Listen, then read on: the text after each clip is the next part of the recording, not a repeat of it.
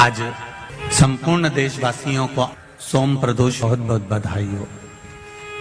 अगर कोई प्रदोष के दिन प्रदोष काल में 2 स्थानों पर दीप जला देता है तो वो दीप केवल 2 स्थान का नहीं रहता, पंच देव शिव पंचायत उनके दीप का भी निर्णय करते। एक दीप है भगवान शंकर के मंदिर में और दूसरा दीप है अपने घर के दरवाजे पर सीधे हाथ की ओर जलाना। ये प्रदोष के दिन इन दीपों का भी निर्णय कोई दूसरा नहीं करता। इन दीपों का भी निर्णय अगर कोई करता है तो भगवान शंकर की जो पंचायत है शिव पंचायत, भगवान शिव की जो शिव पंचायत है वो निर्णय करती है, वो निर्णय देती। प्रदोष काल के समय पर भगवान शंकर का पूजन किया है, जिसने प्रदोष काल के समय पर शंकर का स्मरण किया है, जिसने प्रदोष काल के समय पर भगवान शिव के मंदिर में दीप प्रज्वलित करा है, जिसने प्रदोष काल के समय पर भगवान शंकर के मूल मंत्र नमः शिवाय, ओम नमः शिवाय या श्री शिवाय नमस्तुभ्यम का जाप किया है, या प्रदोष काल के समय पर शिव की कथा का रसपान किया है, उसकी जिंदगी में मेरा भोले बाबा शिव पंचायत क्या क्या देगी ये तो दिल्ली वाले बाद में मालूम करेंगे कि उनको क्या मिलेगा। जब कोई कह दे कि तुम्हारी जिंदगी में दुख ही दुख है, जब कोई कह दे तुम्हारे जीवन में कष्ट ही कष्ट है, तब एक काम चालू करो, शिव की आराधना।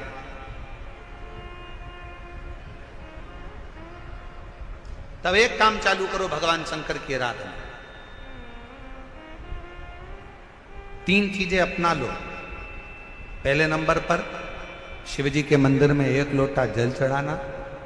दूसरे नंबर पर अगर प्रदोष के दिन मंदिर में दिया लगा सकते हो तो ठीक है, नहीं तो एक कनेर का फूल पीला वाला, देखा है आप लोगों ने? जम के बोलो जरा। पीले कलर का कनेर का फूल एक प्रदोष के दिन, प्रदोष काल के समय पर अगर दीप लगा सको तो ठीक है, नहीं तो एक कनेर का फूल पीले कलर का शिव जी के अशोक सुंदरी का स्पर्श। अशोक सुंदरी वाली जगह मालूम है ना आप लोगों को? फिर से आप समझने का,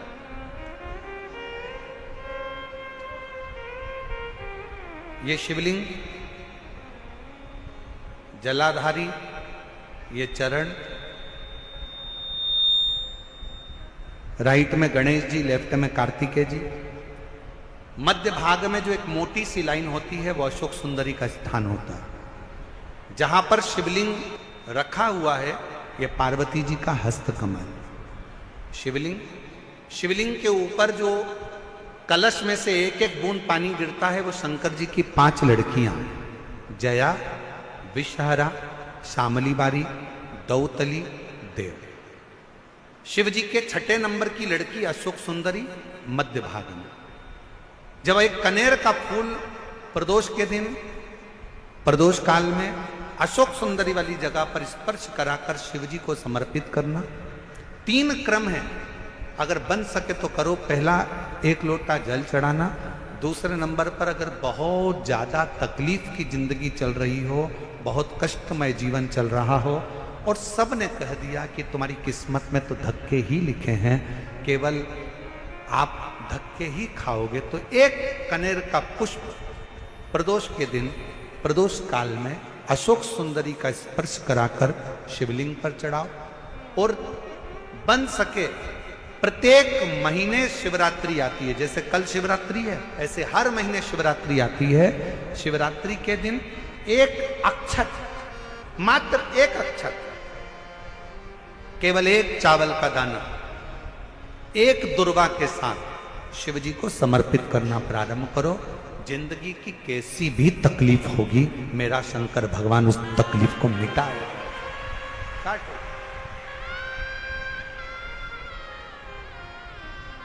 शिव की आराधना और दिल से बाबा को पुकारते रहो, श्री शिवाय नमस्तु, श्री शिवाय नमस्तु, श्री शिवाय नमस्तु, श्री शिवाय नमस्तु। उसको पुकारते रहो, दिल से उसको विश्वास के साथ पुकारो। पार्वती जी के भाग्य में लिखा था कि इनको जो पति मिलेगा वो नग्न वेशधारी मिलेगा, जटाजूट वाला मिलेगा, भस्म रमाने वाला मिलेगा। पर उन्होंने, पार्वती जी ने शिव जी की आराधना करना प्रारंभ करी, और जब भगवान शंकर की आराधना करना प्रारंभ करी तो भगवान शंकर ही उनको पति के रूप में मिल गए। और जब स्वयं देव अधिदेव महादेव हमारे भाग्य में अगर आ जाते हैं तो बाकी के भाग्य की सारी रेखाएं अपने आप सीधी हो जाती हैं। सब रेखा शिव को पुकारो।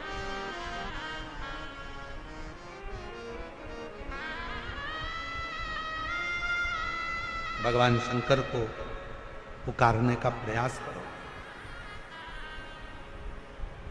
महाराज,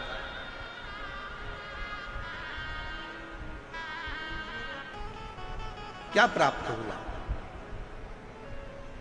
और खाली न जाता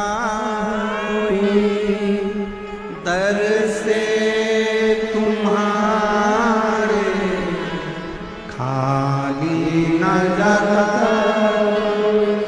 दर से तुम्हारे,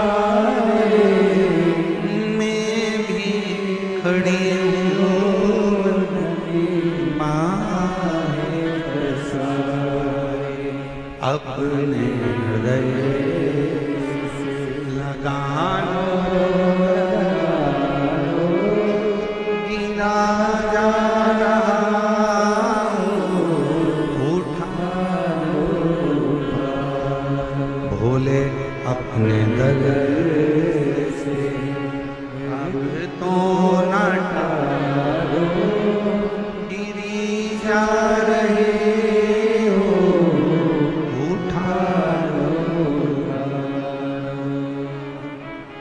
वही समय, वही घड़ी, वही पल। सूर्यास्त का समय था। भगवान नारायण भगवान शिव से मिलने आ रहे थे। बीच राह में श्री गणेश जी महाराज ने दुंदुभी बजा दी। दुंदुभी बजते से ही मां जगत जननी जगदम्बा दुर्गा भवानी के सम्मुख में शब्द पहुंच गया।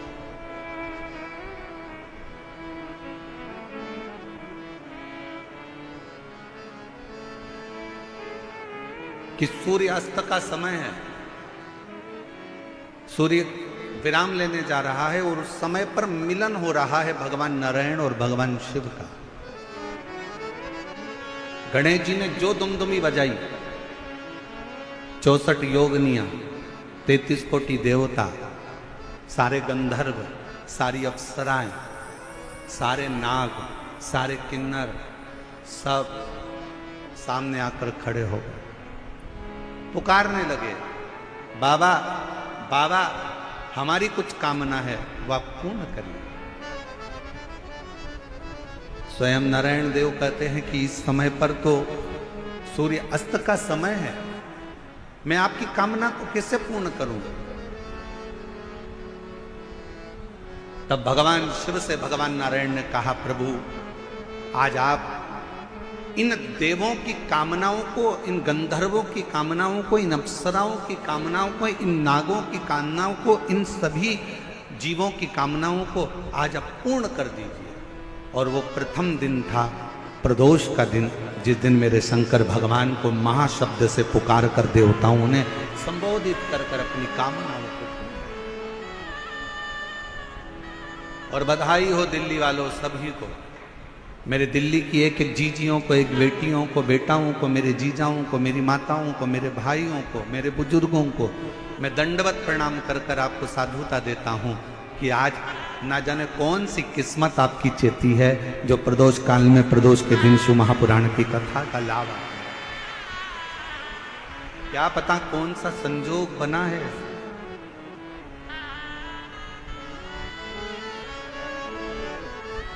और दिल से बाबा से कहो,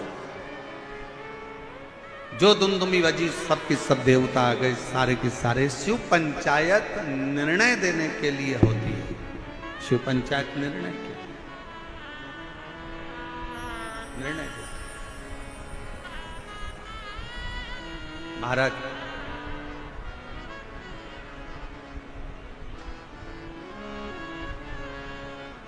कहते हैं भगवान नारायण का कोई भक्त जब प्राणों को त्यागता है तो भगवान नारायण अपने पार्षदों को उस जीव को लेने के लिए भेजते हैं। भगवान नारायण उन पार्षदों को जीव को लेने के लिए भेजते हैं कि ये मेरा भक्त प्राणों को त्याग रहा है, मेरा भक्त प्राणों को छोड़ रहा है। इस जीव को लेकर बैकुंठ को आओ, जाओ इस जीव को लेकर बैकुंठ को आओ, जाओ।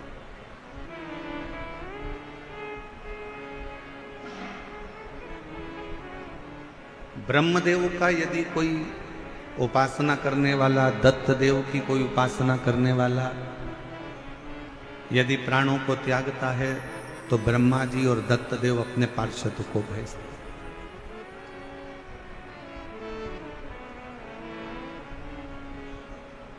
माँ जगतजननी जगदम्बा दुर्गा की उपासना करने वाला जब कोई प्राणों को त्यागता है तो माँ जगतजननी जगदम्बा दुर्गा अपनी योगिनियों को भेजती हैं किस जीव को लेकर।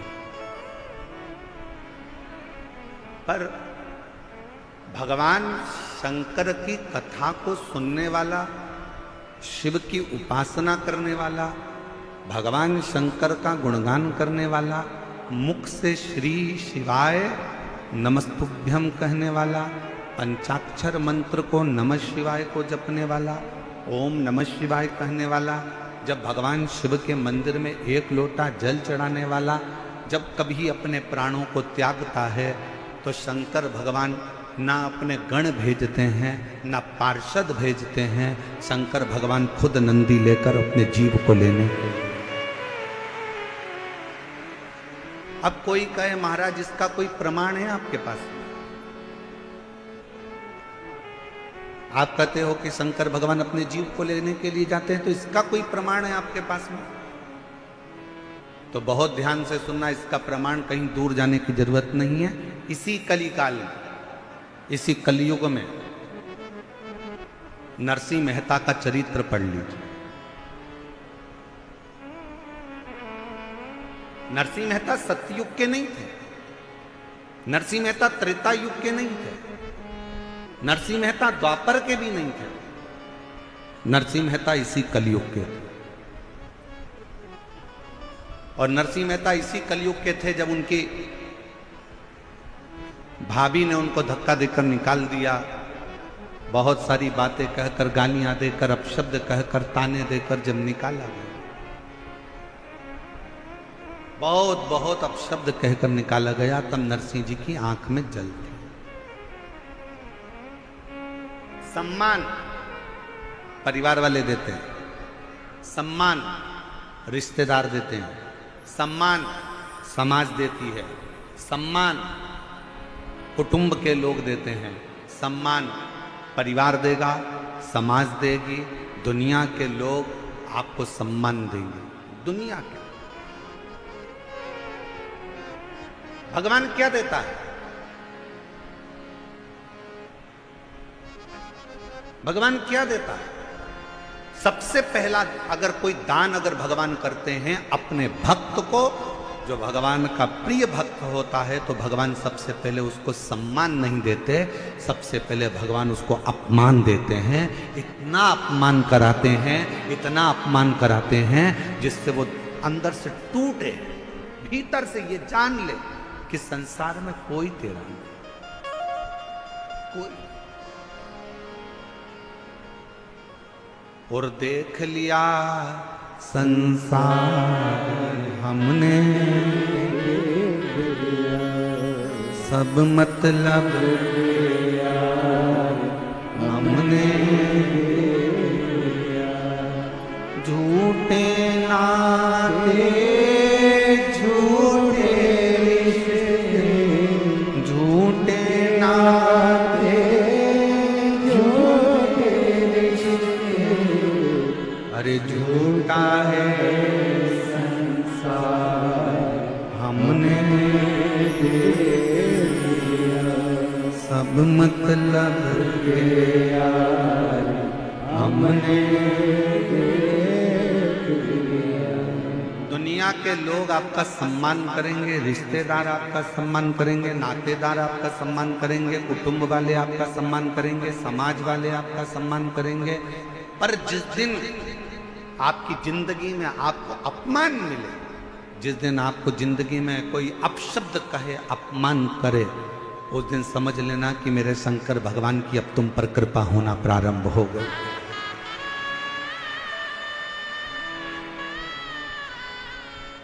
कितना सुंदर कहा है, चाहने वालों की संख्या कम हो जाए ना चलेगा, चाहने वालों की संख्या कम हो जाए, तुम्हें प्यार करने वालों की संख्या कम हो जाए चलेगा, पर तुमसे नफरत करने वालों की संख्या बढ़ना चाहिए। चाहने वाले कम हो जाएंगे चल जाएगा, पर तुमसे जलने वाले, तुमसे नफरत करने वाले बढ़ना चाहिए, इनकी वृद्धि होना चाहिए। क्यों? क्योंकि जगत में प्रचार कभी भी चाहने वाला नहीं करता, जगत में प्रचार हमेशा नफरत वाला ही करता है। उसको करना, यश मिले समझ लेना कि दुनिया ने दिया, सत्कार मिले समझ लो दुनिया ने दिया। एक बहू होती है जिसको सास हमेशा अच्छा कहती है, मेरी छोटी बहू बहुत अच्छी है, मेरी बहू आगरा में रहती है, मेरी बहू फिरोजाबाद में रहती है, मेरी बहू नैनीताल में रहती है, बहुत अच्छी है, बहुत अच्छी है, बहुत अच्छी है। और एक बहू जो सास के साथ में रहती है ना, उसके लिए सास हमेशा इसमें तो अक्ल ही नहीं है, ये तो मूर्ख है, ये तो हर कुछ बोलती है, मेरे को दिन भर झगड़ा करती है, मेरे को दिन भर मेरे को खाती रहती है, दिन भर मेरे को परेशान करती रहती है। मेरी सासू माँ, ओ मेरी जीजियों, निवेदन करूँ ना, दूर के ढोल सुहावने होते हैं, वो आगरा वाली, वो नैनीताल वाली, वो मुंबई वाली तो कभी कभी मिलती है, पर जो रोज तेरे साथ में रहती है ना, जब तेरा सिर दुखेगा ना, तो वो आगरा वाली और नैनीताल वाली नहीं आएगी, वो दिल्ली वाली ही दौड़ कर आएगी।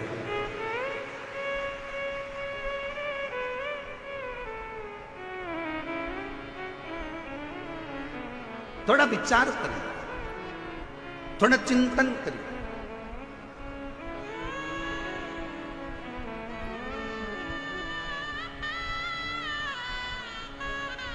अपयश मिल रहा है कोई बात नहीं, दुनिया के लोगों को एक बहू कहती है, मम्मी सारा यश तो हमारी देवरानी को दे देती है, हमारी जेठानी को दे देती है, हमें तो कोई यश ही नहीं मिलता, तो काम करने से क्या फायदा। नहीं नहीं, करते रहो, मेरा भोले बाबा तेरे साथ में है, मेरा शंकर, मेरा त्रिकालदर्शी, मेरा कैलाशी अविनाशी तेरे साथ में है,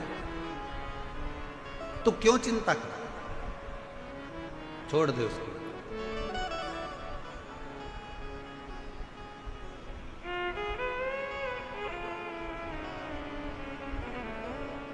हमारी सास ने पूरी प्रॉपर्टी, हमारी सास ने पूरा गोल्ड, हमारी सास ने पूरा जेवर हमारी जेठानी को दे दिया गुरुजी, हमारी देवरानी को दे दिया गुरुजी, हमारी नंदन को दे दिया गुरुजी, और हमको कुछ नहीं दिया। मत देन दे, फिर भी सास की सेवा करना, फिर भी ससुर की सेवा करना, बीमार हो जाए तो हॉस्पिटल लेकर जाना, उनके चरणों को दबाना, उनको प्रणाम करना, वो भले पूरा जेवर पूरी प्रॉपर्टी तुम्हारी देवरानी जेठानी को दे दें, मना नहीं है, पर उसका सत्कार तुम करना मत भूलना। क्यों? सास की दी हुई प्रॉपर्टी हो सकता है एक दिन जेठानी का लड़का पूरा की पूरा वायदे में लगाया है, शेयर मार्केट में लगाया है, और पूरी प्रॉपर्टी पूरी गोल करिया है, पर सास ने जो आशीर्वाद दिया है वो तुम्हारा न डब्बे में जाएगा न वायदे में जाएगा। सास का आशीर्वाद तुम्हारे को उन्नति की ओर लेकर जाएगा, ससुर का आशीर्वाद तुम्हें तरक्की की ओर लेकर जाएगा। कोई कहे हमारी सास दिन भर गाली देती है, उसको देने दो, उसको देने दो।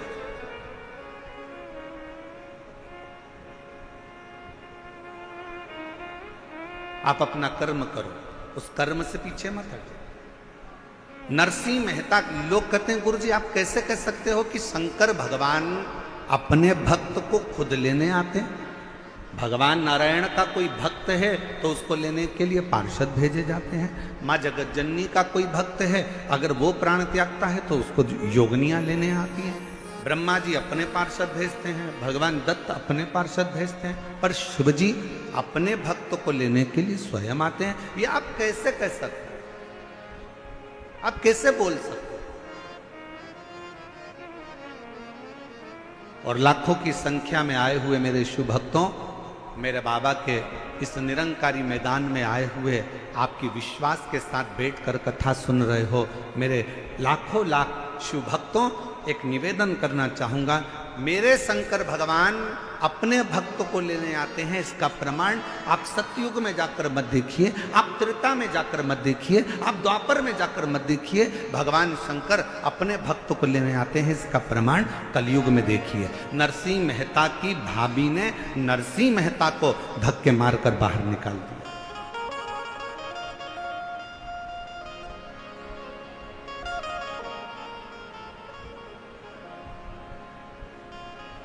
नरसिंह जी से पूछा गया, तेरी भाभी तो बड़ी तेज है। नरसिंह जी बोले, भाभी कैसी भी हो पर मेरा भाई तो मेरे साथ है ना, मेरा दादा तो अच्छा है ना, मेरा भाई तो अच्छा है ना।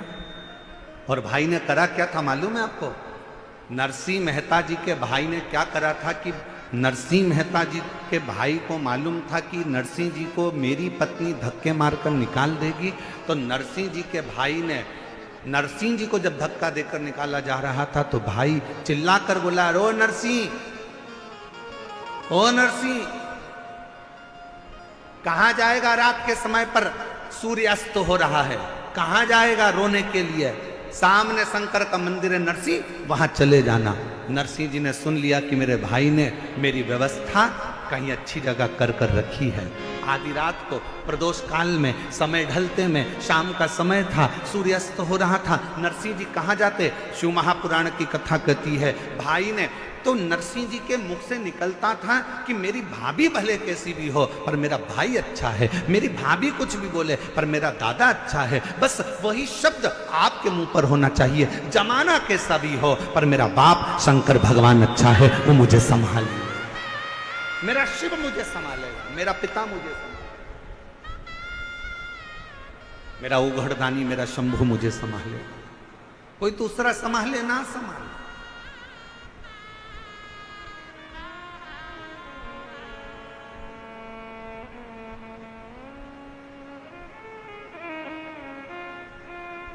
और महाराज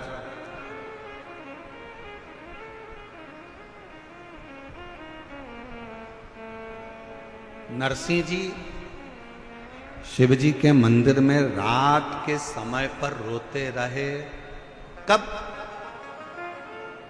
शाम के समय से रोना प्रारंभ करा था और रात्रि हो गई और नरसिंह जी को नहीं मालूम था कि आज मासिक शिवरात्रि। दिल्ली वालों को भी नहीं मालूम था कि जब निरंकारी मैदान में कथा चलेगी तो कथा के चतुर्थ दिवस में प्रदोष पड़ जाएगी। दिल्ली वालों को भी नहीं मालूम था कि कथा के 5वें दिन मासिक शिवरात्रि पड़ जाएगी और छठे दिन तो वैसे भी कथा की शिवरात्रि होती है। किसको मालूम? आप तो तैयारी कर कर बैठे थे कि हमारे दिल्ली में कथा हो रही है, हमें कथा सुनने जाना है, हमें कथा सुनने जाना है। मेरे पास में ही हो रही है, बुराड़ी में ही हो रही है, बड़े निरंकारी मैदान में हो रही है, वहां तक तो मेट्रो भी जाती है, वहां तक तो गाड़ियां भी जाती हैं और बड़े प्रेम से जाएंगे। सब तैयारी कर कर बैठे। तुम्हें नहीं मालूम कि प्रदोष के दिन, और तुम्हें यह भी नहीं मालूम था कि बाबा कब तुम्हारे ऊपर कृपा कर देगा कि वो तो दिन में कथा थी, वो प्रदोष काल में प्रदोष के दिन श्रवण करा देगा। ये भी तुमको नहीं मालूम, ये भी तुम्हारे स्मरण में नहीं।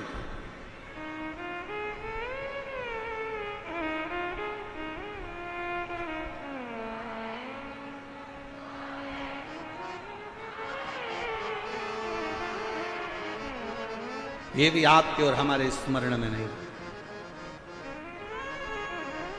हमारी चित्त वृत्ति में नहीं।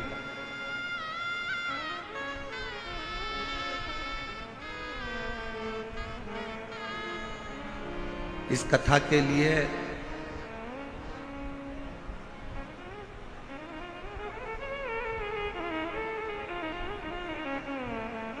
आप लोग कथा सुने होंगे तो हमने एक बार हमारे सीहोर से भी इस कथा का वर्णन किया था कि एक बार का मन है कि प्रदोष काल में प्रदोष के दिन शिव महापुराण की कथा प्रदोष के नाम से ही हो।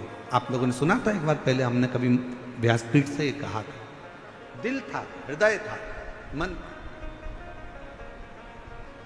और आज बाबा ने, हमें क्या मालूम था कि दिल्ली वालों के इतने पुण्य हैं क्या, दिल्ली वालों के इतनी कृपा है क्या बाबा, हमें नहीं मालूम कि दिल्ली वालों का इतना इतना पुण्य होगा। शंकर जी के मंदिर में इन्होंने इतना लोटा भर भर के जल चढ़ाया होगा कि क्या कहूं मैं आपके। आप आज घर जाओ ना तो सब अपनी अपनी नजर उतरवा लेना हो पक्के।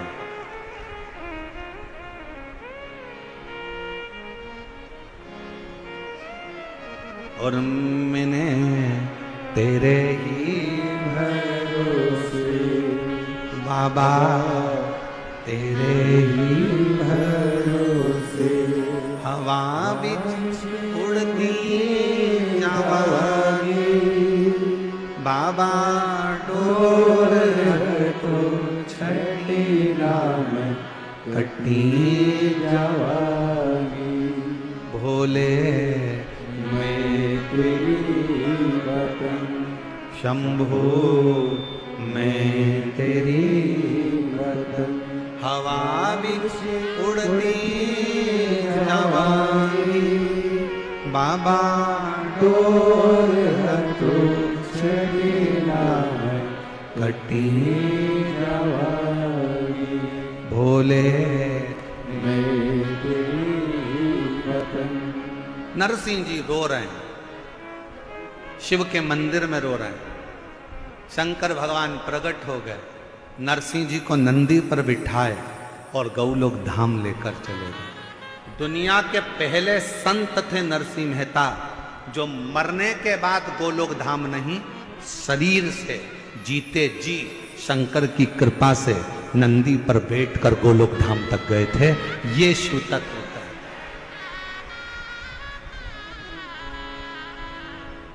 अपने भक्त के लिए, अपने भक्त के लिए शिव कभी अपने गणों को नहीं भेजता। अपने भक्त के लिए शंकर कभी अपने गणों को नहीं भेजता। लोग कहते हैं हमारा दुख है गुरुजी, वो दुख कटेगा, उसको दुख काटने के लिए शंकर जी अपना कोई गण भेजेंगे, शिव जी किसी को भेजेंगे। ना ना ना ना ना, शंकर जी अपने गण को कभी नहीं भेजते। शिव जी 33 कोटि देवताओं में केवल एक देव अधिदेव महादेव एक ऐसे हैं जो प्रतिदिन शाम के समय पर नंदी पर बैठकर पार्वती जी को साथ में लेकर भ्रमण करने के लिए निकलते हैं प्रतिदिन।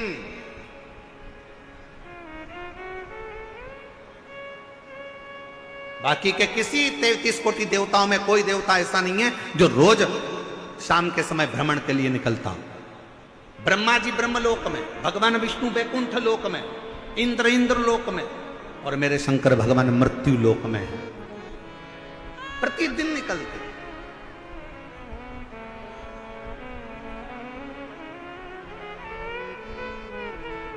अच्छा बोलो रे, दिल्ली की जीजियां और जीजाओं सब अच्छे से बोलना। एक बात बताओ, तुम्हारे घर के सामने से रोज प्रतिदिन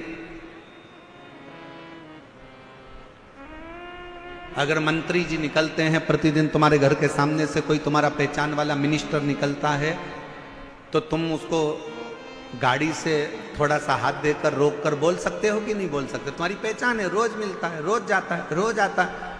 तुम शंकर जी के मंदिर में रोज एक लोटा जल चढ़ाने के लिए जाते हो, तुम शिव जी के मंदिर में रोज एक लोटा जल चढ़ाने के लिए जाते हो, तुम शंकर के मंदिर में रोज प्रतिदिन दर्शन करने के लिए जाते हो। और शंकर भगवान कहीं ऊपर नहीं रहता, कहीं बैकुंठ में नहीं रहता, शंकर भगवान कहीं ब्रह्मलोक में नहीं रहता, शंकर भगवान कहीं इंद्र लोक में नहीं रहता, शंकर भगवान मृत्यु लोक में रहता है। और आप अगर रोज एक लोटा जल चढ़ाने के लिए जाते हो, तो तुम रोज अगर जल चढ़ाने जाते हो तो एक ना एक दिन वो शंकर भगवान रोज जब भ्रमण के लिए निकलता है तो एक दिन तुम्हारा दुख काटने के लिए तुम्हारे दरवाजे पर जरूर मिले, निश्चित है।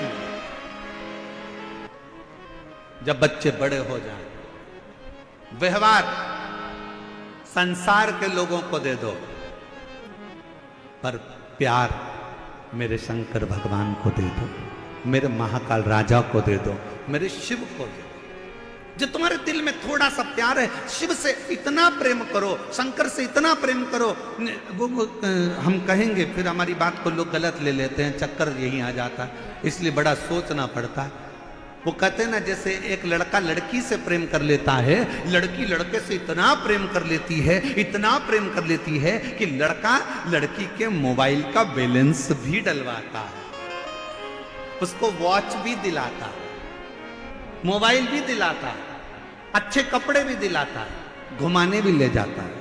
लड़की का कुछ खर्च होता है इसमें, 1 रुपया खर्च नहीं हुआ। लड़का चाहा लड़की को, लड़की चाही लड़के को, तो लड़के ने पूरा खर्चा उठा लिया। उसने मोबाइल भी दिलाया, उसने हैंडसेट भी दिलाया, उसने वॉच भी दिलाई, उसने कपड़े भी दिलाया, उसने बक्कल भी दिलाया, उसने मोबाइल में बैलेंस भी डलवाया। बस उसी तरह से जैसे एक लड़की ने लड़के को चाहा और लड़के ने पूरा उसका खर्चा उठाया, उसी तरह संसार का मनुष्य जब मेरे देवाधिदेव महादेव को चाहने लगता है तो शंकर भगवान भी उसकी श्वासों का बैलेंस बढ़ाना प्रारंभ कर देता है।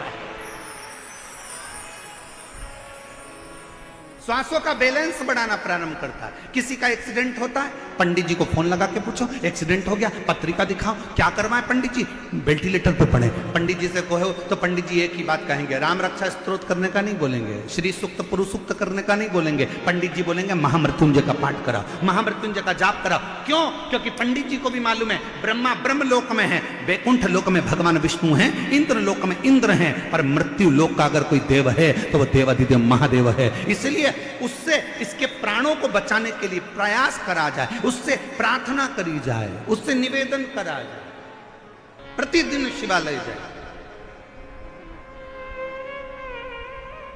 ब्रह्मा जी के पार्षद लेने के लिए आएंगे, भगवान विष्णु के पार्षद लेने के लिए आएंगे, पर मेरे शंकर भगवान के पार्षद लेने के लिए नहीं।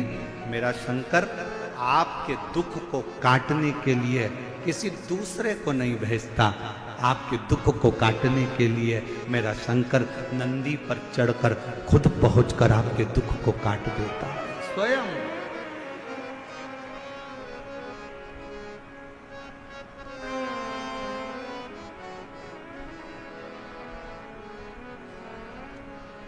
स्वयं दुख काट, किसी को भेजता नहीं है, किसी को नहीं।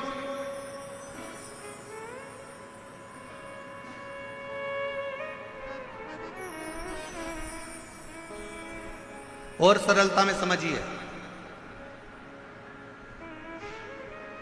बहुत सरलता में समझिएगा जरा इस बात को। आज प्रदोष के दिन की कथा है, बहुत ध्यान से सुनिएगा।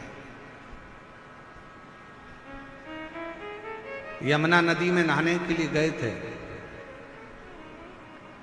समुद्र में नहाने के लिए गए थे, तालाब में नहाने के लिए गए थे, बावड़ी में नहाने के लिए गए थे, कुएं पर नहाने के लिए गए थे, कोई सरोवर में, कोई नदी में, कोई झरने में नहाने के लिए गए थे। और मान लो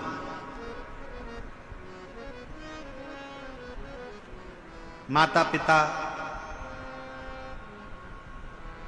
माँ अपने काम में लगी है, बाप अपने काम में लगा है, और इतनी देर में चाचा भी है, ताऊ भी है, फूफा भी है, मामा भी है, दोस्त भी है, रिश्तेदार भी है, और बच्चा। दौड़ते दौड़ते वो झरने में, वो नदी में, वो पानी में चला गया। दौड़ते दौड़ते वो बच्चा पानी में चला गया, बेटा पानी में गया। सबसे पहले कौन दौड़ेगा? मामा, काका, फूफा, रिश्तेदार, नातेदार।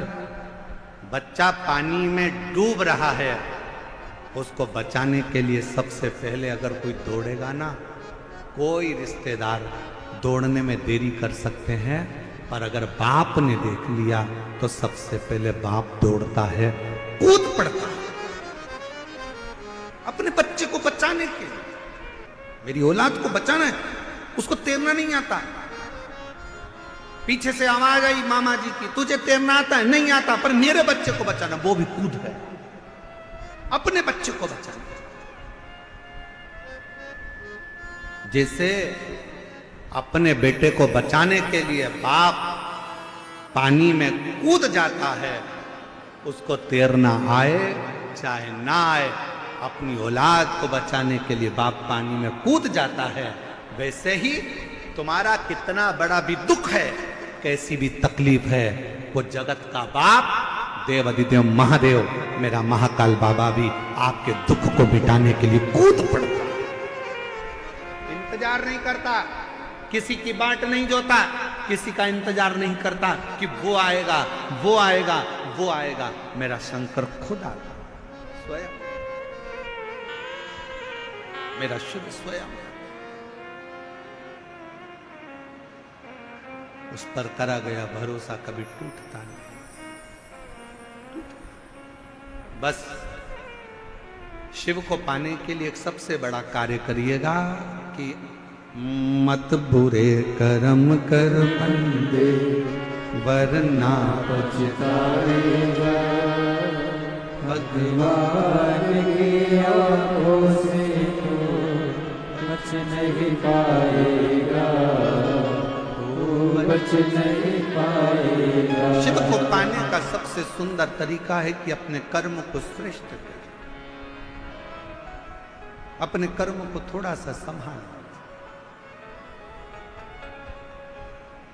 बहुत दिखावे की जिंदगी से दूर हटकर थोड़ी सी शरणागति की जिंदगी को जीने का प्रयास करें।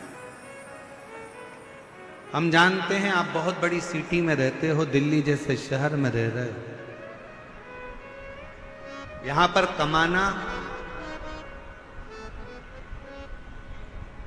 पैसों की व्यवस्था करना, अपने बच्चों को उच्च शिक्षा दिलाना, अपने बच्चों का ब्याह शादी करना, अच्छा मकान में रहना, अच्छा भोजन करना बहुत कठिन पड़ता है, क्योंकि बड़े शहर में बड़ा खर्चा होता है। हम जानते हैं कि बड़े शहर में बड़ा खर्चा है, दिन रात मेहनत करना पड़ती है, तब थोड़ा सा कमाई होती है, और थोड़ी सी कमाई में अपने परिवार का भरण पोषण करना पड़ता है। एक लड़की ने पत्र लिखा है, वो पत्र भी आपको हम पढ़ दें।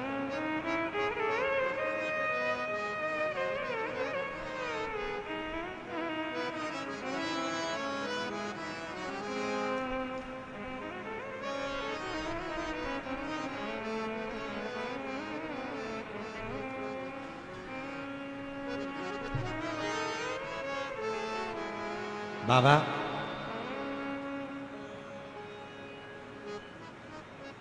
मैं दिल्ली में ही रहती हूं, मेरी 2 बेटियां हैं और 2 बेटा हैं। हमारे पास में इतना धन नहीं है बाबा। मेरी बेटी की शादी 2021 में 28 अप्रैल को, मार्च के महीने में 28 अप्रैल को निश्चित शादी का दिन था, और हमारी इतनी औकात नहीं कि हम क्या दे सकें। लड़के वालों के यहाँ से खबर आ गई कि लड़के को क्रेटा गाड़ी चाहिए। लड़के वालों ने कहा कि क्रेटा गाड़ी चाहिए, अगर गाड़ी ना दें तो शादी नहीं। गाड़ी के लिए हमारी इतनी औकात नहीं थी, हम गाड़ी नहीं दे पाए, शादी कैंसिल हो गई। बेटी दिन भर रोती, आंखों में जल भर जाता। एक बार उसने किसी के मोबाइल पर शिव महापुराण की कथा के बारे में जान लिया। उस दिन से उसने अपनी कॉपी पर ओम नमः शिवाय लिखती रहती और रोती रहती। शादी के 5 दिन पहले अगर जिसका संबंध टूटा हो तो जरा विचार करिएगा कि उसकी शादी दूसरी बार कैसे हो सकती। गुरुदेव, हमारे पास में इतना धन नहीं था कि हमारे घर में टीवी भी हो। दूसरे के मोबाइल से थोड़ा सा स्मरण किया, कथा में मन लगा, बेटी ने ओम नमः शिवाय लिखना प्रारंभ करा, श्री शिवाय नमस्तुभ्यम लिखती और बाबा से प्रार्थना करती कि मैंने कौन सा पाप किया जो मेरा संबंध टूट गया। और आज करते करते 1 साल निकला और पूरा 1 साल बाद मेरे शंकर जी ने उसकी सुनी और बाबा की कृपा से ऐसा लड़के का संबंध आया कि उसको ना गाड़ी चाहिए थी ना घोड़ा चाहिए था। हम जैसे गरीब पर कृपा कर कर मेरी बेटी के साथ ब्याह कर रहे और कोई धन की कमी उसके यहां नहीं, कोई संपदा की कमी उसके घर में नहीं। हमने पहले दिन की कथा में एक बात कही थी, आज फिर कहते हैं कि अपनी बेटी को उच्च शिक्षा दीजिए। दहेज अगर कम भी होगा ना, और दहेज ना देते हुए शिक्षा का दहेज दीजिए। शिक्षा, उसको पढ़ाओ, उसको विद्या अध्ययन कराओ, अच्छा कॉलेज, अच्छा स्कूल दो। ये गाड़ी, ये घोड़े, ये सामान तो सब धरा की धरा रह जाए। अच्छी शिक्षा दी और मेरी बेटी का संबंध हुआ गुरुदेव। विश्वास, उस मां का भी विश्वास था, उस बेटी का भी विश्वास था जिसने दूसरे के मोबाइल पर जाकर कथा का रसपान ग्रहण किया, सुना जिसने, ये विश्वास। और क्या नहीं देता मेरा शंकर भगवान। जब रावण को सोने की लंका दे सकता है, भस्मासुर को कंकण दे सकता है, तो क्या नहीं दे सकता। देव ऋषि नारद ने कह दिया था कि ये जो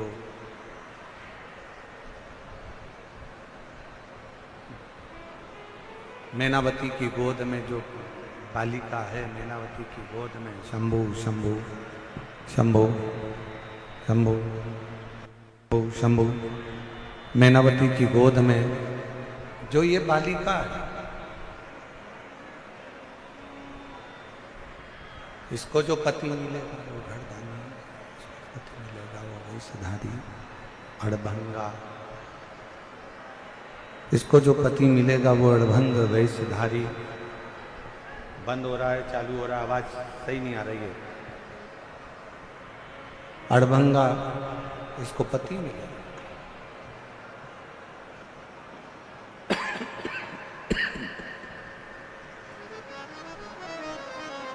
यदि पार्वती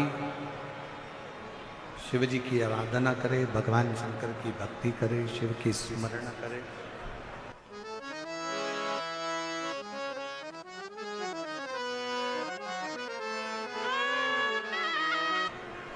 पार्वती जी ने बाल्यावस्था में जैसे ही श्रवण किया,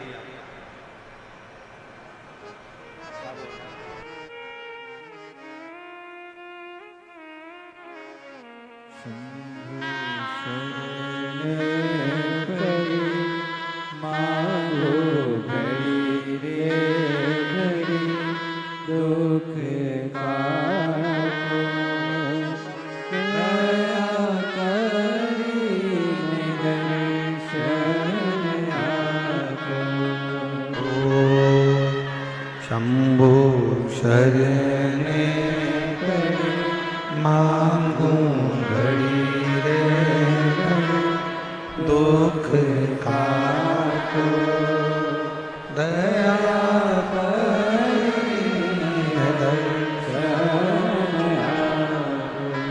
शिव कथा करी, भगवान शंकर का चरित्र कह रहा, शिव महापुराण की कथा कह रहा। यदि पार्वती के ललाट पर, पार्वती जी के भाग्य में तो पति लिखा है पर नग्न वेशधारी लिखा है। और मान लो जब भाग्य में ऐसा पति लिखा ही है तो शिव की आराधना क्यों ना करवाई जाए। अब इस कथा को जरा ध्यान से सुनना, स्मरण करना इस कथा का।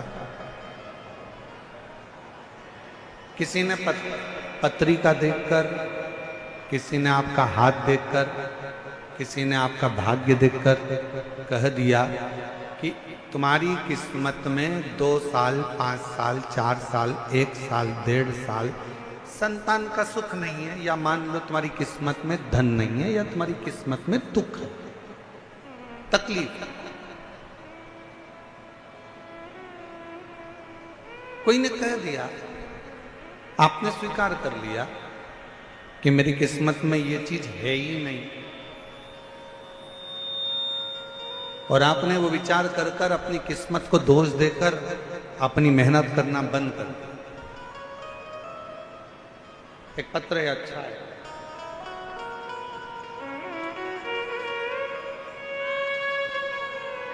जरा इस पत्र को पढ़िएगा। एलईडी पर भी आप लोग इस पत्र का पढ़ना, जरा इस पत्र को पढ़ना, इसी कथा से जुड़ा हुआ जो कथा चल रही है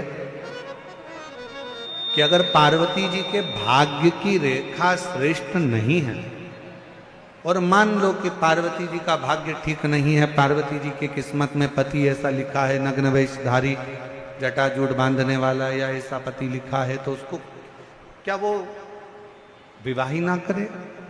पत्र देखिएगा।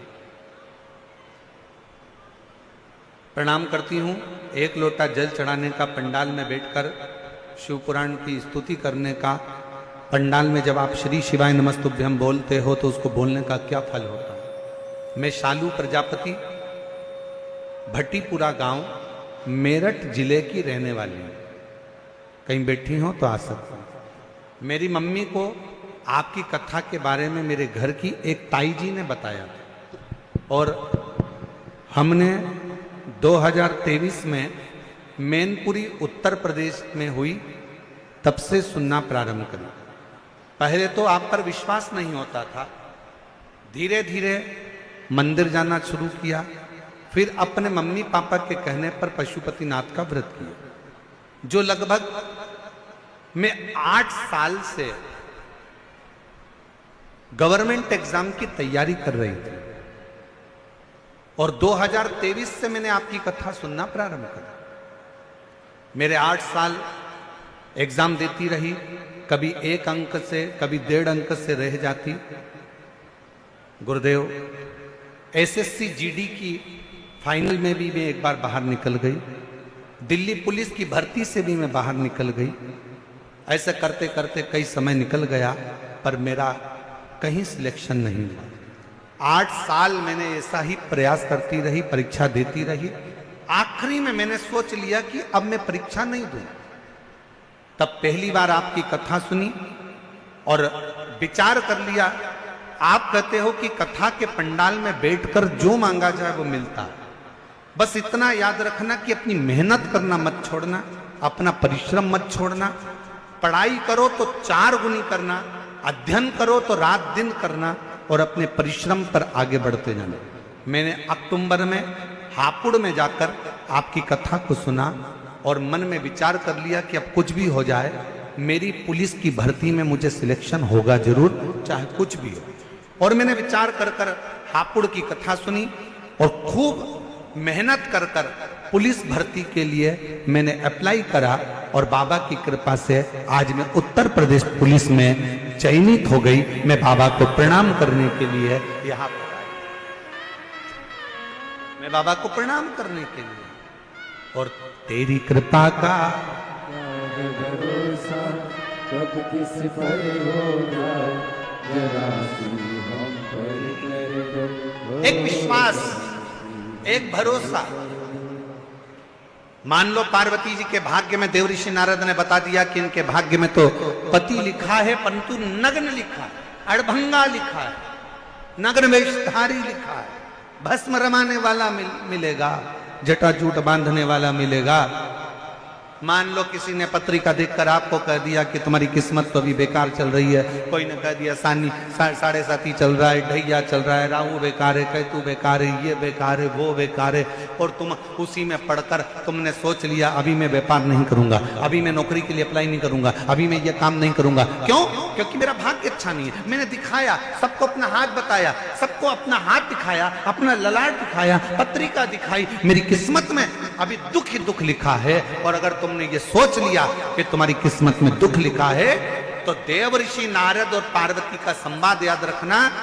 पार्वती जी के लिए नारद जी ने कहा था इसके भाग्य में ऐसा पति लिखा है, तो नारद जी ने एक बात और कह दी, अगर सब कुछ तुम्हारी बेटी के भाग्य में अगर बेकार लिखा है तो हिमालय राज अगर तुम्हारी बेटी शंकर जी की आराधना करना प्रारंभ करे तो बेकार रेखा भी पलट जाती है और अच्छा भाग्य प्रारंभ हो।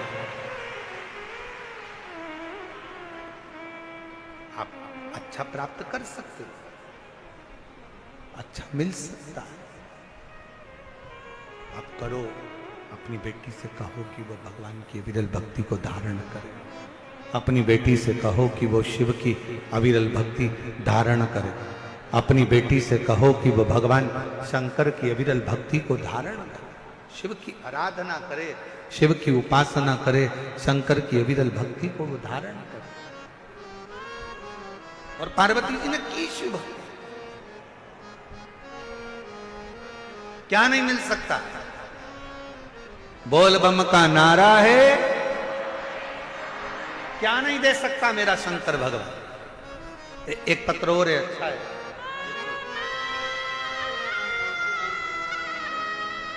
मेरा नाम सुनीता देवी है।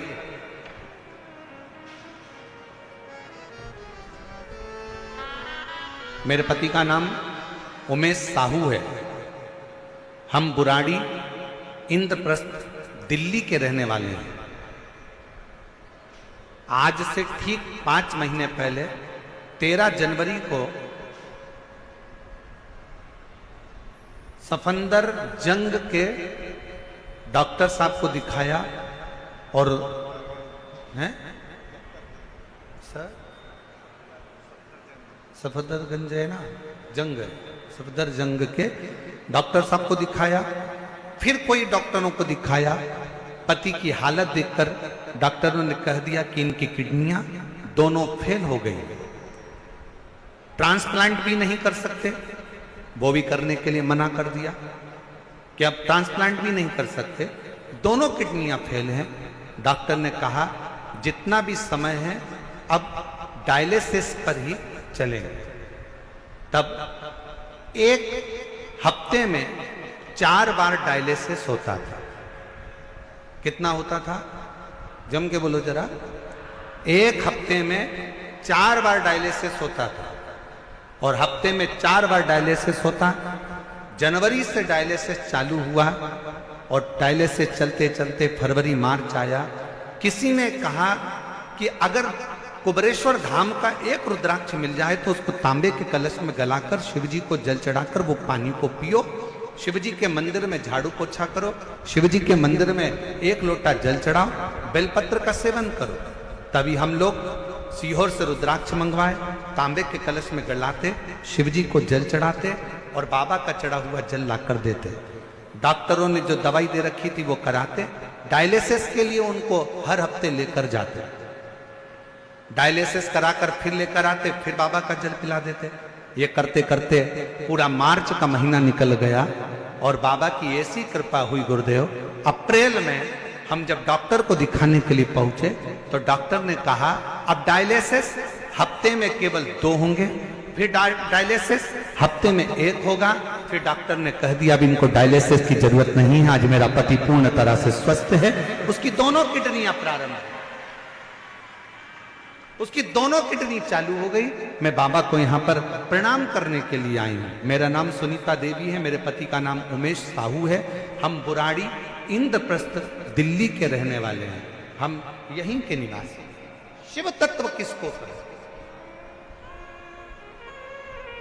यहां पर दुनिया का अगर कह दिया भाग्य में तुम्हारे, किस्मत में तुम्हारे दुख लिखा है और आपने ये विचार कर लिया कि मेरी किस्मत में तो दुख ही दुख है, दुख ही दुख है, और आपने ये विचार कर लिया कि मेरा भाग्य बेकार चल रहा है, मेरी किस्मत बेकार चल रही है, ये आपने अंदर से विचार कर लिया तो दुख तुम्हारा पीछा छोड़ने वाला। और तुमने अगर अंदाजा लगा लिया, तुमने अगर ये विचार कर लिया कि मेरे सिर पर भोलेनाथ फिकर क्या करना, मेरे सिर पर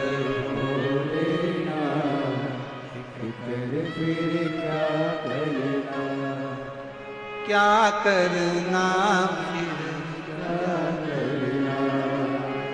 क्या करना फिर क्या करना, तेरे मिट जाए कष्ट तमाम, कर फिर क्या तेरे सिर पर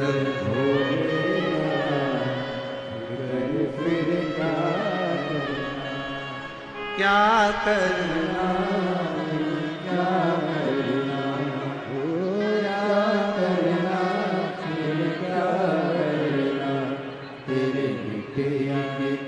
एक बार जोरदार ताली बजाओ बेटी के लिए। 8 साल से मेहनत कर रही थी, आखिरी में हार चुकी थी, फिर वापस मेहनत करी और दिन रात एक कर कर उत्तर प्रदेश पुलिस में ज्वाइनिंग हो गया। एक बार जोरदार ताली बजाओ, बहुत बहुत सारा। और मेरे सिर पर फिकर फिर क्या करना, मेरे सिर पर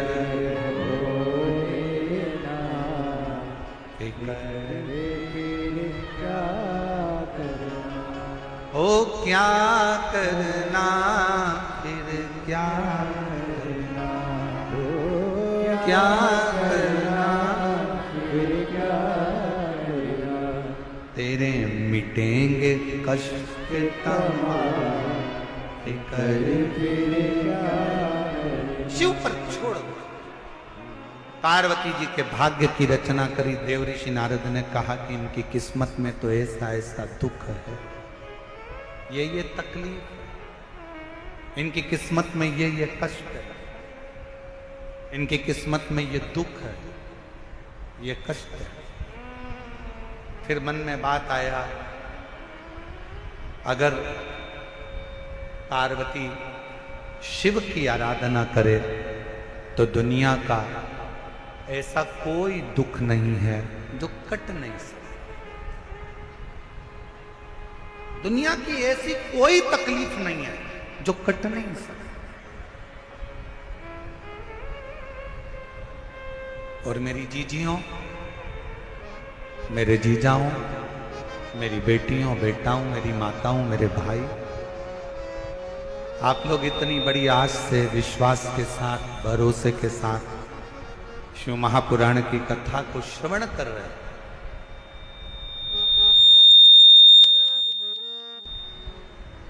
इतने भरोसे के साथ में अगर शिव महापुराण की कथा को सुन रहे हो तो मेरे बाबा आपको भी खाली तो नहीं भेजेंगे, आपकी झोलियां खुशियों से भरकर जरूर लगी। पार्वती जी के भाग्य में लिखा था कि इनको जो पति मिलेगा वो नग्न वेशधारी मिलेगा, जटाजूड़ वाला मिलेगा, भस्म रमाने वाला मिलेगा। पर उन्होंने, पार्वती जी ने शिव जी की आराधना करना प्रारंभ करी और जब भगवान शंकर की आराधना करना प्रारंभ करी तो भगवान शंकर ही उनको पति के रूप में मिल गए। और जब स्वयं देव अधिदेव महादेव हमारे भाग्य में अगर आ जाते हैं तो बाकी के भाग्य की सारी रेखाएं अपने आप सीधी हो जाती, सब रेखा। शिव को पुकारो,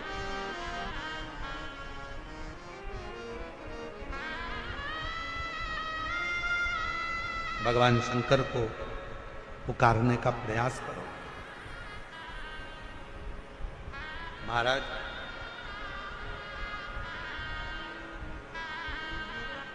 शिव महापुराण की कथा एक बड़ी सुंदर बात कहती है, बहुत सुंदर। जिसके दिन खराब चल रहे हो ना, तुम्हें मालूम है कि तुम्हारा रिश्तेदार के दिन खराब चल रहे हैं, उसकी तकलीफ की जिंदगी चल रही है, उसको कष्ट है। हम जानते हैं कि दिल्ली वालों को इतना समय नहीं है, मुंबई वालों को इतना समय नहीं है, बड़े बड़े शहर वासियों को इतना समय नहीं है। पर शिव महापुराण की आज की बात को लेकर जाना, जिसके दिन खराब चल रहे हो, तुम्हारे रिश्तेदार, तुम्हारा कुटुंबी, मोहल्ले में किसी के दिन अगर बेकार चल रहे हो, बहुत कष्ट के दिन चल रहे हो, तो उससे कम से कम एक दिन में 2 बार जरूर मिला करो।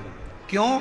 उसके दिन भले खराब चल रहे हैं, पर एक ना एक दिन मेरा बाबा उसका हाथ पकड़कर उसको उन्नति की सीढ़ी पर जरूर चढ़ा। अगर किसी के दिन खराब चल रहे हैं तो उससे 2 बार मिलो। अगर किसी का स्वास्थ्य खराब चल रहा है तो उससे 3 बार मिलो। चिंता मत करना, छोटी सी बीमारी है, ठीक हो जाओगे। चिंता मत करना, ऐसी बीमारियां तो आती रहती है, टेंशन मत लो। किडनी खराब हुई है, लीवर बेकार हुआ है, शुगर हो गई है, थायराइड हो गया, कैंसर हो गया, क्यों चिंता करते हो? 3 बार मिलो। किसी के दिन खराब चल रहे हैं तो 2 बार मिलो, किसी का स्वास्थ्य खराब है तो 3 बार मिलो।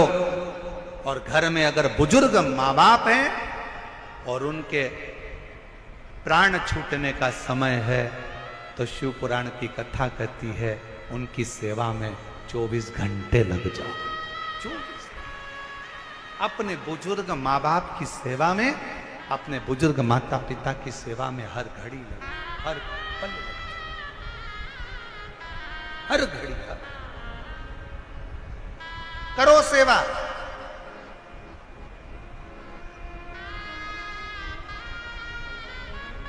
हे गुरुजी, हमारी टेम्परेरी नौकरी है, बहुत कष्ट में हम, क्या करें हम? कहीं मत जाओ, तुम्हारे नजदीक में जो शंकर का मंदिर है उस मंदिर में जाकर झाड़ू लगाना प्रारंभ कर दो। तुम्हारे शिव जी के मंदिर में कहीं पोछा लगाना प्रारंभ कर दो। तुम्हारे शंकर के मंदिर में थोड़ा सा चंदन घिसना प्रारंभ कर दो। नौकरी पर जाओ, ड्यूटी पर जाओ, बच्चों को संभालो, परिवार को संभालो, उसमें से थोड़ा सा समय शंकर जी को देना प्रारंभ करो। थोड़ा सा समय निकालना शिव जी के लिए, थोड़ा सा समय। ए गुरुजी, अभी मेरी तनख्वाह तो मात्र 8,000 रुपए मिलती है, प्राइवेट जॉब कर रहा हूं, परिवार बड़ा है, गुरुदेव दिल्ली जैसे शहर में रह रहा हूं, बहुत दुख का जीवन चल रहा है, क्या करूं?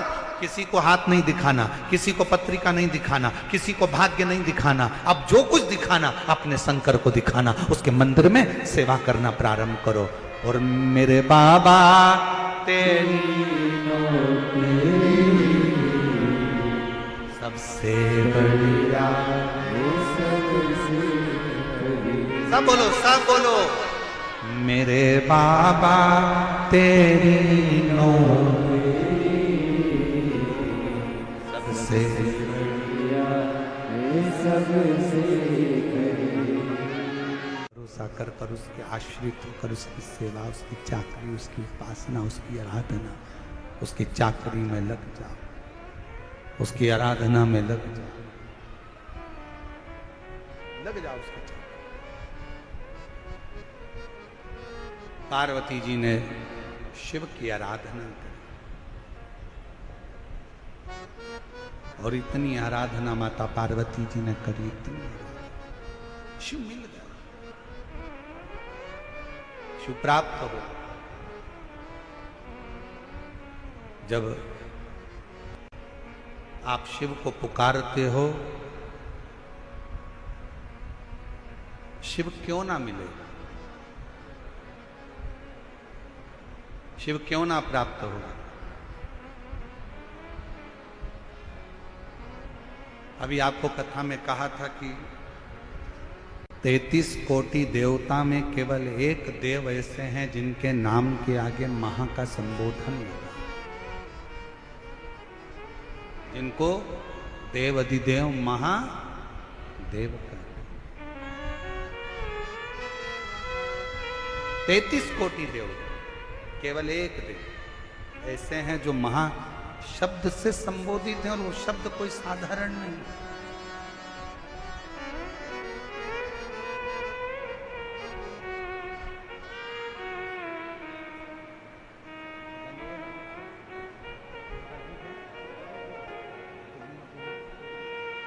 ये दिनेश जी साहू क्यों लेकर गए? शिवजी पार्वती जी को बताना चाहते थे, पार्वती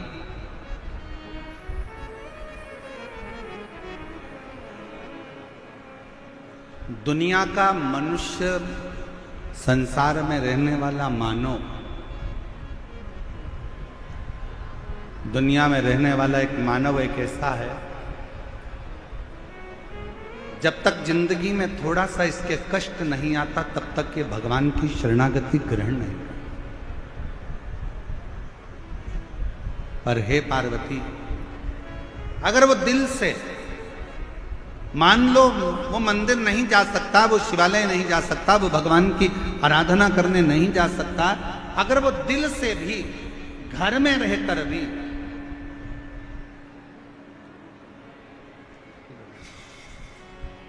अगर दिल से आराधना करे, दिल से अगर विनय,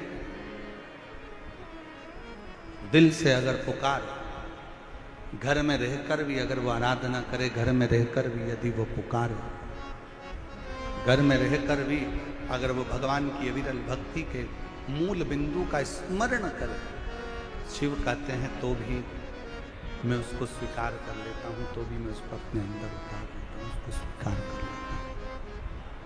शिव कहते हैं तो भी मैं उसको स्वीकार कर स्वीकार कर। और ध्यान देना भाई, दिल्ली की मेरी जीजियों और मेरे जीजाओं से निवेदन है, मेरी बेटियों से बेटाओं से निवेदन है, आज का समय बड़ा विचित्र है, बहुत विचित्र।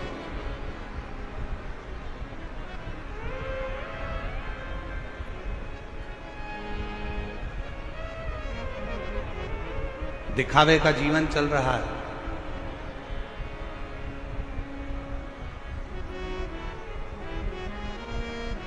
उस दिखावे के जीवन में लोग भगवान की भक्ति में भी दिखावा कर रहे हैं, लोग भगवान के भजन में भी दिखावा कर रहे हैं। पर शिव महापुराण की कथा कहती है शंकर के सम्मुख में कोई दिखावा नहीं आता, कोई दिखावा नहीं।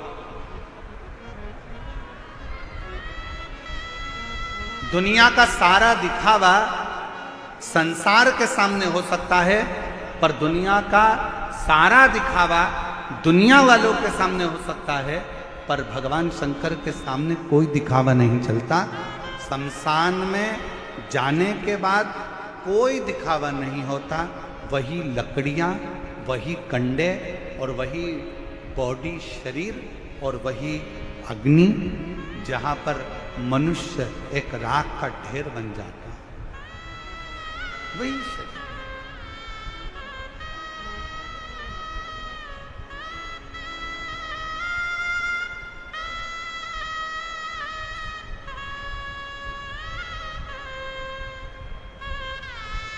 जहां मानव राख का ढेर बन जाता है, बस केवल गया, शमशान में पहुंचा, वो कहते हैं उसका नाम है शमशान। जहां पर सबकी शान सम है, उसका नाम शमशान है।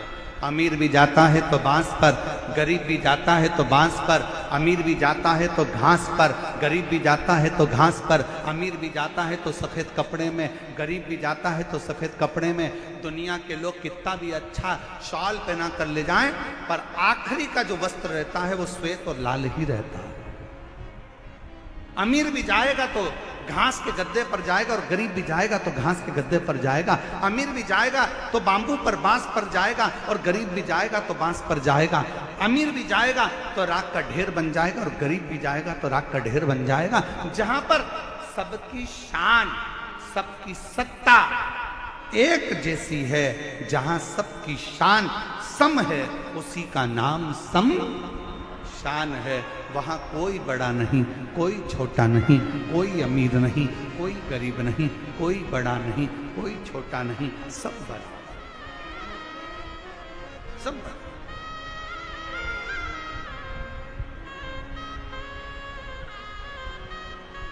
और होना भी यही चाहिए। आज के जमाने में जो मंदिरों की व्यवस्थाएं गड़बड़ाई हैं, ये जो देखने को मिलता है ना कि 500 रुपए का टिकट ले लो और भगवान के जल्दी दर्शन कर लो, 300 रुपए का टिकट ले लो और भगवान के जल्दी दर्शन कर लो। हम आपसे पूछें, दिल्ली वालों जरा ईमानदारी से बोलना, बिल्कुल सत्य बोलना ईमानदारी से। तुमने 500 रुपए का टिकट लिया और कोई बेचारा बहुत दूर से पैदल चलता चलता, धक्के खाता खाता, लाइन में लगता लगता 2 घंटे से धक्के खा रहा है, बाबा के दर्शन करने के लिए सामने पहुंचा है, मंदिर में ठाकुर का दर्शन करने के लिए, मेरे लाडले का, मेरे भोले बाबा का, मेरे शंभू का, मेरे नारायण का, मेरी जगतजननी अम्बा का दर्शन करने के लिए सामने पहुंचा है, और तुम 500 रुपए का टिकट लेकर वो जो लंबी लाइन से चलकर पैदल पैदल पैदल आया और उसके सामने जाकर तुम खड़े हो गए। ईमानदारी से बोलना, आपको दर्शन का फल मिलेगा क्या? जम के बोलो जरा, मिलेगा नहीं। हमारा तो इस व्यासपीठ से इतना सा निवेदन है, जितने वीआईपीओं के दर्शन के लिए अन्य भक्तों को रोका जाता है, उसके लिए एक काम होना चाहिए, वीआईपीओं को दर्शन के लिए रात को 12 बजे मंदिर खोल देना चाहिए और दर्शन कराकर निकाल देना चाहिए। पर भगवान के सामने कोई बड़ा नहीं हो, भगवान के सामने कोई छोटा नहीं हो। मेरे शंकर भगवान के सामने अमीर भी जाता है तो बांस पर जाता है, गरीब भी जाता है तो बांस पर जाता है, अमीर भी जाता है तो घास के गद्दे पर जाता है और गरीब भी जाता है तो घास के गद्दे पर जाता है। अमीर भी जाएगा तो सफेद कपड़े में और गरीब भी जाएगा तो सफेद कपड़े में। जहां पर सबकी शान सम है, उसी का नाम सम शान है। मेरे शंकर के दरवाजे पर सब सम है, सब सम। कोई बड़ा नहीं, कोई छोटा।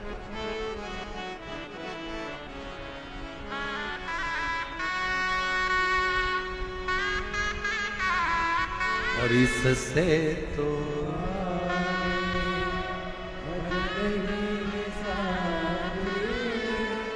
हरि के भजन मिले अकेला रहेगा।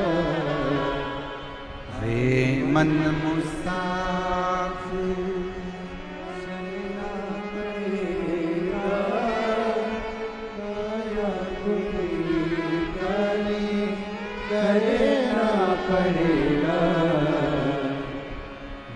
इससे तो आए भजन ही है साथी, हरि के भजन मेरे अकेला रहेगा।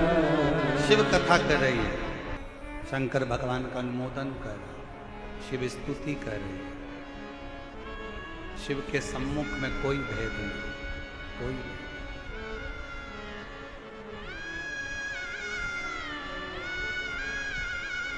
और मेरी जीजियों, मेरे जीजाओं, मेरी बेटियों, बेटाओं, मेरी माताओं, एक बात और आपसे कहना चाहूँ। जब आप पशुपतिनाथ का व्रत करो ना, पशुपति व्रत को अगर आप धारण करो, या सोमवार का व्रत करो, या शिवरात्रि का व्रत करो, या प्रदोष का व्रत करो, या आप शंकर जी के मंदिर में जाकर कोई उपास, कोई व्रत, कोई पूजन कर रहे हो ना, तो एक निवेदन और आज इस व्यासपीठ से करें आप लोगों के लिए। आपकी पूजन की थाली में सब कुछ है, सब कुछ। और जो आपके पास में बैठकर पूजन कर रही है, उसकी थाली में अगर कोई कमी रह गई है ना, तो शिव महापुराण ये भी कहती है कि शंकर के सामने बैठकर किसी की पूजन की थाली में भी कमी मत देखो। बन सके अपनी पूजन की थाली में से थोड़ा सा सामान उसकी थाली में रख दो। प्रयास करना कि वो कमी ना देखी जाए। अगर हम भगवान की साक्षी में भी अगर कमी देखेंगे तो हमारे जीवन में कमियां बढ़ती चली जाए। हम क्यों कमी?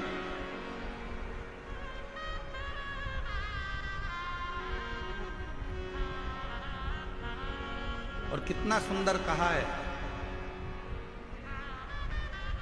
तुमरुका जी ने चंचुला देवी से एक बात कही है, आज प्रदोष के दिन आपसे भी हम कहना चाहेंगे।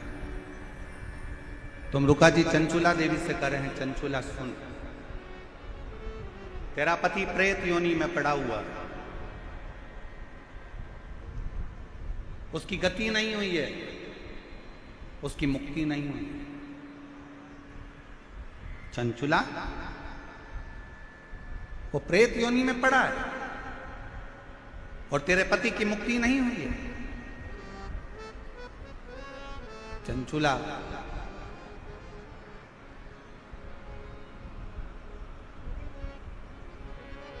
मान लो अगर किसी ने हमारे को कह दिया कि तुम्हारे पितरों की मुक्ति नहीं हुई, तुम्हारे पितरों का मोक्ष नहीं हुआ, तुम्हारे यहाँ कोई कुल देवी देवताओं की कोई दोष लग गया, तुम्हारे यहाँ पर कोई देवता का अपमान हो गया तो वो हो गया। चंचुला यदि कोई एक बार भी शिवालय की ओर चले जाता है, शंकर की ओर बढ़ जाता है, शिवालय की ओर बढ़ जाता है, तो उसके पितर, उसके पूर्वज और उसके जीवन में कितने भी दोष हों, वो सारे के सारे दोष समाप्त होते चले जाते, सारे दोष। और शायद इसीलिए शिवजी पर चढ़ाया गया एक लोटा जल हमारे घर का पितृदोष हो चाहे अन्य दोष हो, वो भी समाप्त कर देता। और सबसे बड़ी बात तो यह है कि आज प्रदोष के दिन आप लोगों ने प्रदोष काल से ये शिव पुराण की कथा सुनी है, आप तो सारे दोषों से मुक्त हो गए, शिव ने आप पर वैसे ही कृपा की। प्रदोष के दिन यदि आपको कहीं से शमी पत्र मिल जाए, प्रदोष के दिन यदि कहीं से आपको शमी पत्र मिल जाए और प्रदोष काल में 4 प्रदोष 5 प्रदोष आप कर देखिएगा कि आपका कोई काम है, कोई नौकरी के लिए आप अप्लाई कर रहे हैं, कोई समस्या बड़ी विकट आ गई है, कोई तकलीफ विकट आ गई है, कोई समस्या विकट आ गई है, प्रदोष के प्रदोष काल में अगर एक शमी पत्र भी आप घर के शिवलिंग को, अब ये करने के लिए आपको मंदिर पे शिवलिंग नहीं जाना, अपने घर में जो शिवलिंग, चाहे वो स्फटिक का हो, पारद का हो, कंकर शंकर का हो, लकड़ी का हो, जो शिवलिंग तुम्हारे घर में, कांच का हो, चाहे वो नर्मदा के कंकर का हो, नर्मदेश्वर हो, शिवलिंग चांदी का हो, सोने का हो, तांबे का हो, पीतल का हो, जो शिवलिंग तुम्हारे, एक शमी पत्र यदि आप भगवान शंकर के शिवलिंग पर समर्पित कर रहे हो और उस शमी पत्र को उठाकर रात्रि को 9:15 की जो एक मुहूर्त होता है, एक समय होता है, जिस समय पर हम अपने मन की बात भगवान शंकर को कहते हैं, पूर्व में भी इसका वर्णन हम कर चुके हैं कथाओं में। उस 9:15 पर वो शमी पत्र को उठाकर एक कागज में, एक कटोरी में उसको रखते थे। 4 या 5 प्रदोष के उस शमी पत्र को अपने पास में रखिए और जिस कार्य के लिए जा रहे हो उसको जेब में ऊपर के भाग में उसको रखकर लेकर जाइए, आपका वो कार्य सफल होकर ही रहेगा, वो रुक नहीं सकता। वैसे भगवान श्री गणेश जी महाराज का प्रागट्य होता है, शंकर पार्वती गणेश जी को लेकर पधार रहे हैं हमारे बीच में।